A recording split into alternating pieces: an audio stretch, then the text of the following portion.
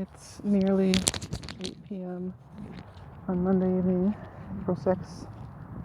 I was successful in working a little bit today. I set out to do 2 hours and I did almost that. That's really good because I haven't done work yet this month. And what I'm really trying to do is actually get into kind of a Monday to Friday work habit, to establish some normalcy and feel like I am connected with other people who are working that kind of schedule. So 1 of 5, I worked. It's more important to work the days than work the actual number of hours, and I'm only trying to work 2 billable hours per day, which for me is a challenge these days between mental health and now quarantine affecting mental health more. It's harder than it seems. There seemed to be a good number of people out today, which, ideally we shouldn't be out as much, but at this point, basically walking around is like all we have to do with each other. I'm not walking with anybody and I'm keeping distance from everybody, but it is kind of nice to see people out and about. It kind of reminds me that, the world is still here. Everybody else around me, most of them are still here. The species will survive.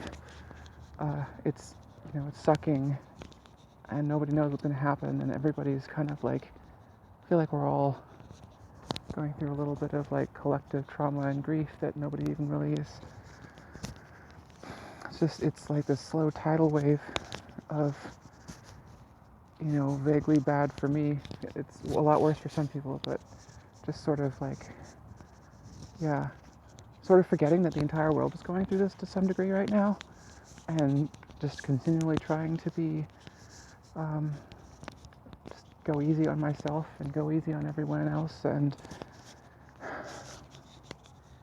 remind myself that I'm doing pretty well, given all the circumstances, and I'm continuing to make progress, despite the circumstances.